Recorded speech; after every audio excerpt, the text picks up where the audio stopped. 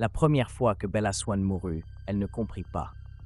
Tout ce qu'elle ressentit fut le froid, le sang imbibant ses vêtements, la pression insupportable sur sa poitrine, tandis que sa vie s'éteignait dans l'obscurité. Puis elle se réveilla. L'air sentait la pluie et le bois humide. La lumière de Forks était la même, le ciel gris, le murmure des étudiants autour d'elle. Bella cligna des yeux, à bout de souffle, le souvenir de sa mort encore frais dans son esprit. Elle était dans la cafétéria. Encore une fois, Jessica lui parlait, mais Bella n'écoutait pas. Son regard était fixé sur la table au fond de la salle, sur lui, Edward Cullen. Il ne l'avait pas encore regardé, il ne l'avait pas encore vu. Mais elle le savait. Elle savait ce qui allait se passer. Elle savait qu'il tournerait la tête dans les prochaines secondes et la verrait pour la première fois. Et ainsi, cela arriva. Les yeux d'Edward croisèrent les siens, et Bella sentit le poids écrasant du déjà-vu. Parce qu'elle avait déjà vécu cela. Et pas seulement une fois. Chaque fois qu'elle mourait, elle revenait à ce moment. Toujours ici. Toujours avec lui. Et peu importe ce qu'elle faisait, peu importe combien elle essayait de s'éloigner, l'histoire se répétait toujours, cela finissait toujours par sa mort, et cela recommençait toujours. Au début, elle tenta de le changer. Elle essaya de ne pas parler à Edward, de ne pas s'asseoir près de lui, de ne pas réagir lorsqu'il la regardait avec cette intensité insondable. Cela ne fonctionna pas. Edward trouvait toujours un moyen d'entrer dans sa vie. Parfois, c'est une rencontre fortuite dans le couloir. Parfois, c'était un simple regard de l'autre côté du parking. Parfois, c'était comme s'il ressentait lui aussi qu'ils étaient piégés dans un destin qu'aucun des deux ne pouvait contrôler. Mais chaque tentative se terminait de la même façon. Mort, obscurité, réinitialisation. Parfois, c'était un accident, un faux pas, une chute depuis un endroit impossible. D'autres fois, quelque chose de plus sinistre. Un accident de voiture, un vampire inconnu rôdant dans la nuit, une ombre dans la forêt, des yeux rouges brillant dans l'obscurité. Une fois, c'était même Edward lui-même. Il ne l'avait pas fait exprès, mais il l'avait fait. Bella frissonna en se souvenant du moment où elle sentit ses crocs s'enfoncer dans son cou, de la façon dont sa voix tremblait d'horreur en réalisant ce qu'il avait fait. Peu importait comment cela se terminait. Elle revenait toujours à la cafétéria, et chaque fois qu'elle le faisait, Edward semblait plus dangereux. Comme si, à chaque réinitialisation, il changeait aussi. Un jour, Bella décida de l'affronter. Elle l'attendit dans la forêt, avant qu'il ne puisse lui révéler ce qu'il était, avant qu'il ne puisse la sauver de James, avant que tout ne se déroule comme d'habitude. Quand Edward apparut entre les arbres, ses yeux dorés brillant dans la pénombre, Bella sentit un frisson parcourir sa peau. « Je sais ce que tu es. » Edward s'immobilisa. Bella, elle le fixa. Ce n'est pas la première fois que nous vivons cela. Edward fronça les sourcils. « Que veux-tu dire ?» Bella sentit son cœur battre plus fort.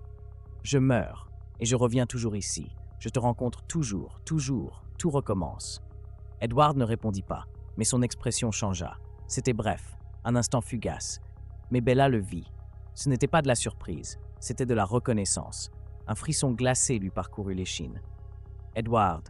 Sa voix n'était qu'un murmure. « Tu sais ce qui se passe ?» Il serra la mâchoire. « Bella, tu ne devrais pas… » Mais avant qu'il ne puisse finir sa phrase, un froid glacial parcourut sa colonne vertébrale. La sensation qu'il n'était pas seul. Puis des ombres des arbres, des silhouettes émergèrent, des capes noires, des yeux carmins.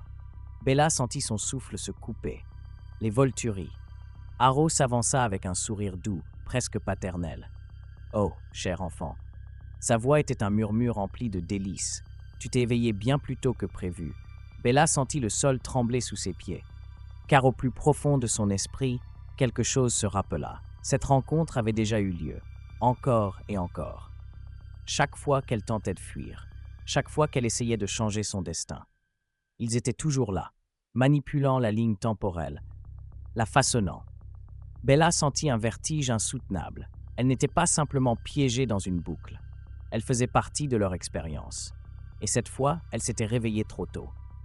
Harrow inclina la tête avec un sourire satisfait. « Voyons si, cette fois, tu vas plus loin. » Puis tout devint noir. Bella se réveilla dans la cafétéria.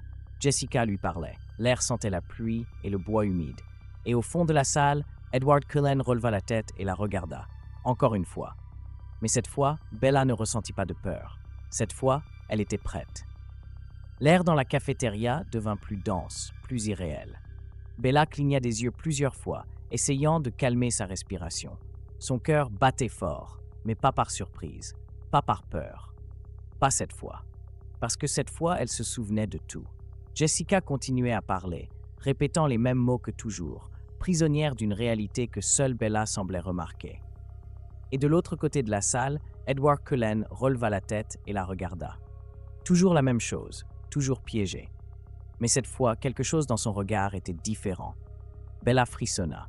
Pas parce qu'Edward la regardait comme d'habitude, avec ce mélange d'attraction et de conflit, mais parce qu'il semblait, lui aussi, se souvenir.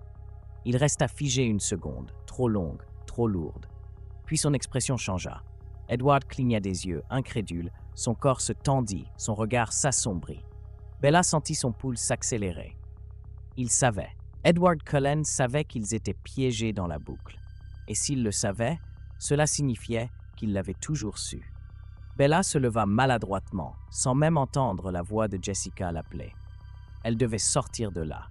Elle devait lui faire face. Elle se dirigea rapidement vers la sortie, sentant sa peau se hérisser à chaque pas. Elle ignorait combien de temps elle avait avant que le cycle ne redémarre encore, avant qu'elle ne meure encore. Mais alors, juste avant qu'elle ne puisse toucher la porte, une main glacée se referma autour de son poignet. Bella se retourna brusquement. Edward était là, plus proche que jamais, plus réel que jamais. Et dans ses yeux, la même désespoir qu'elle ressentait. Sa voix fut un murmure glacé. « De combien te souviens-tu » Bella avala difficilement. « De tout. » Edward ferma les yeux un instant, et lorsqu'il les rouvrit, son expression était remplie de quelque chose qui n'était pas du soulagement. C'était de la terreur.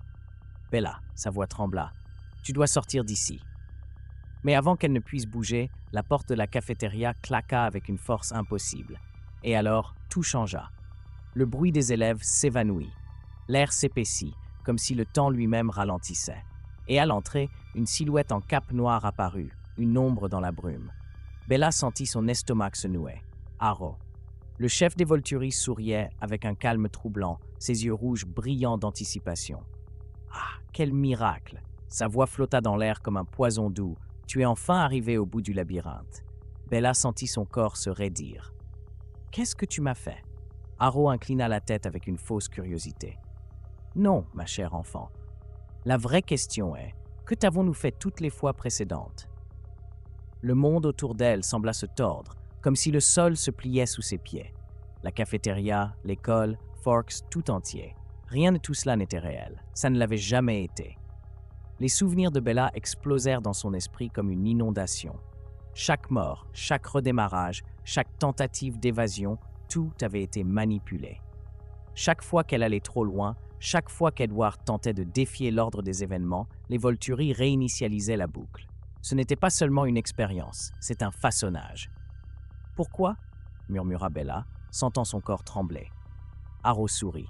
« Parce que nous devions te perfectionner. » Bella sentit un nœud dans sa gorge. « Pourquoi faire » Aro fit un pas en avant, les mains jointes, pour te transformer en ce que tu étais destiné à devenir.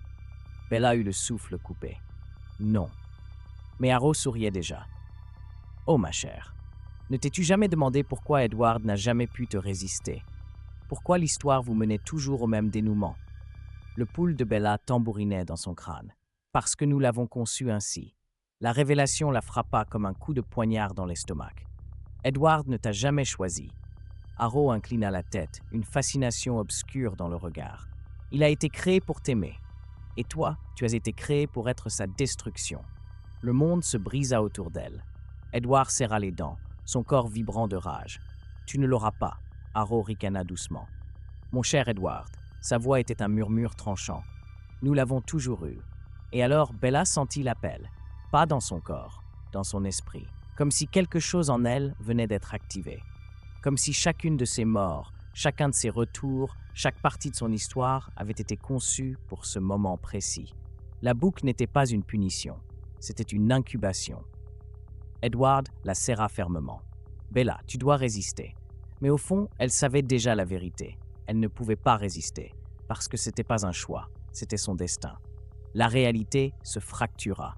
Un dernier redémarrage. Le dernier. Et lorsque Bella se réveilla dans la cafétéria, au son de la pluie frappant les vitres et de la voix de Jessica résonnant dans ses oreilles, Edward n'était pas là. Pas cette fois, parce que la transformation était achevée. Et Bella s'était enfin éveillée.